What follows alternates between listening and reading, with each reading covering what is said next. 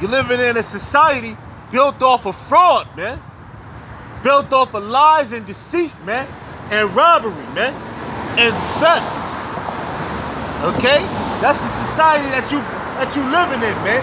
You live in a society built off of lies, robbery, theft. Okay? That's what society you living in, man. And right here, man, I got a special report, man, telling the truth about the money, man. Cause the money ain't backed by nothing, man. The money's not backed by nothing. Okay? And we all know this paper money ain't backed by nothing, man. But our people seem to see that it's backed by money. But I'ma read this. Okay? I'ma read this. Back in 1910, Jekyll Island, an island off the coast of Georgia, was privately owned by a small group of millionaires from New York, including William Rockefeller and J.P. Morgan. Okay? Their families would travel to Jekyll Island to spend the winter months. There was a brilliant structure there, the clubhouse, which was the center of a social activities.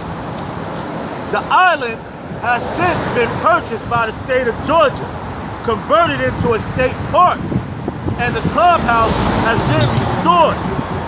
If you were to visit the clubhouse and walk downstairs, you would come to the door with a plaque stating, "In this room, the Federal Reserve System was created." The Federal Reserve System was created. Okay? Meaning your money is not real. Money ain't backed by nothing. You working for nothing. In November of 1910, Senator Nelson Aldrich sent his private railroad car to the railroad station in New Jersey. From there, he and 6 other men traveled under the cloak of secrecy to Jekyll Island. They were told to arrive separately at the railroad station, not to eat together, not to speak to each other, and to act like they were strangers. They were told to avoid newspaper reporters, since they were well-known people, and reporters would not wonder why these 7 prominent men were all names at all. A few of the men used different names. Once they arrived at Jekyll Island, they spent over a week hammering out the details of what eventually became the Federal Reserve System. What they were done, they went back to New York. When they were done, they went back to New York. Okay? After the meeting at Jekyll Island for several years, these men denied that there was ever a meeting. Bunch of liars, man. They denied that it was ever a meeting, man. Okay? It wasn't until after the Federal Reserve System was established in 1913 that they began to talk openly about the secretive trip and meeting at Jekyll Island. As a matter of fact, they wrote books, magazine articles, and gave interviews to reporters. So now it's possible to go into the public records and learn exactly what happened there off the coast of Georgia. That's right, because guess where your money was created? Off the coast of Georgia, Jekyll Island. Okay? All right? But we're going to get into just real quick, a few names. Okay? Everybody know who J.P. Morgan is. Okay? And it says Abraham Andrew, Henry Davison, Charles Norton, Benjamin Straw. Okay? Now I'm going to read a little bit of this. It says, Benjamin Straw, the head of J.P. Morgan's Banks Trust Company, was at Jekyll Island in 1913 when the Federal Reserve Act was passed. Strong became the first head of the Fed. He became the first head of the Fed, man. Okay? Now, basically this right here, it gives you a rundown about how your money was created, man. It basically about how your money is nothing, man. Okay? Basically, man. Okay? Basically about how this money is nothing, man. Alright? Now I'm gonna read this.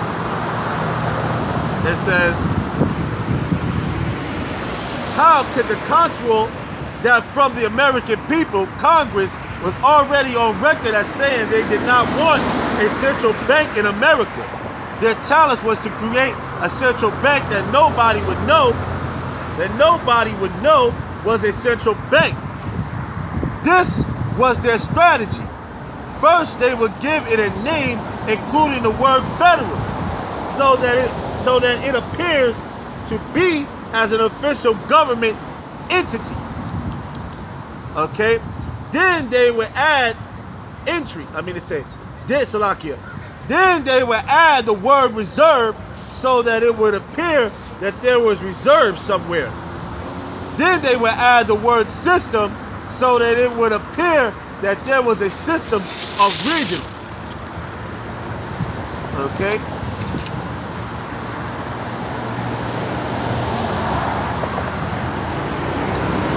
Now I'm gonna read this other part right here. This is basically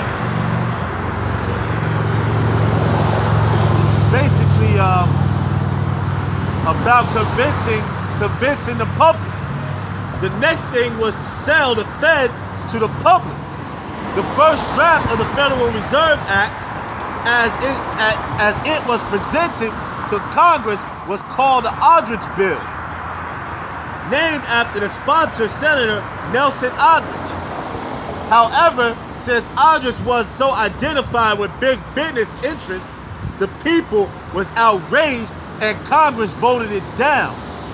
But just like Congress does today, they took the bill, rearranged the paragraphs, took Aldrich's name off the bill, and found a couple of Democrats, Carter Glass and Robert Owen, to sponsor the new bill. Since everybody knew that the Republicans represented big businesses and the Democrats represented the common man, this was a brilliant move. The Aldrich bill had modified into the Glass-Owen bill, and the new bill was perceived as being totally different from the Aldrich bill. Okay? Now that's just basically a little rundown on your money, man. And how this money is nothing, man. Okay? Okay, let's read this part right here real quick. This says, so by throwing more and more money into the U.S. economy soup, the money gets weaker and weaker, and we have the phenomenon called inflation. See that? Inflation, which is an appearance of raising prices. But inflation is just the appearance of rising prices. In reality, prices are not really rising. You see that? Prices are not really rising, man. Okay? It's all a manipulation, man. It's all a manipulation. Okay? It says inflation is a result of money failing in value, more commonly referred to as the devaluation of the dollar. Okay, the devaluation of the dollar. If the dollar continues, our money will more useful as toilet paper than as a middle of the exchange. So this money is gonna keep continuing. It ain't nothing but toilet paper money, man. Okay, this ain't nothing but toilet paper money, man. Okay, now I'm gonna get a scripture. Okay, I'm gonna get a scripture. It's in James. Okay, but first of all, I'm gonna go to Zephaniah.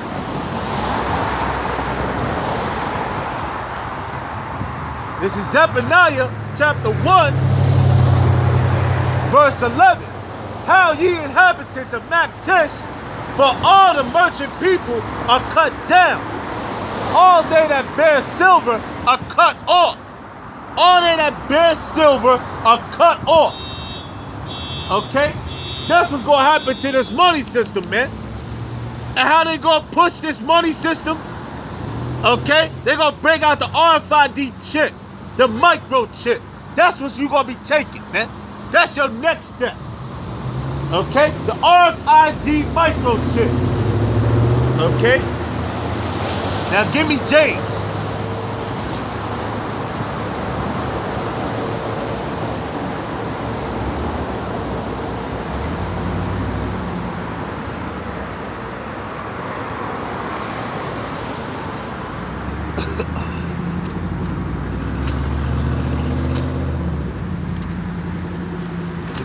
Hold on, give me 1 second. We're gonna show you. We're gonna show you why your money. Now this is James chapter 5, verse 1. Go to now, ye rich men, weep and howl for your mercies that shall come upon you. Your riches are corrupted, and your garments are moth-eaten. Your gold and your silver is cankered, and the rust of them shall be a witness against you, and shall eat your flesh as if it was fire. Ye have heaped treasure together for the last days. Behold, the hire of your laborers, who have reaped down your fields, which is of you, kept back by fraud. That's taxes, man. Okay? Because that shit is wicked, man. That is wicked, man. They shouldn't be taking taxes away from you people, man. Okay? But they doing that, man. They do that, man. Because why? The national debt is about $22 trillion, man. Okay? The money was created to fall, man. The money was created to fall. And that it is gonna fall, man. Okay? It says this. Kept back by fraud, crieth, and the cries of them which have reaped are entered into the ears of the Lord of Sabaoth. Ye have lived in pleasure on the earth and been wanting. Ye have nourished your hearts as in the day of slaughter. Ye have condemned and killed the just, and he doeth not resist you. That's right, man. Because why, man? Because of this money, man. Okay? Because of this money. Which is backed by nothing, man. It ain't no good. Okay? It is falling. Esau's system, the so-called white man's system, is falling. All right? It's falling.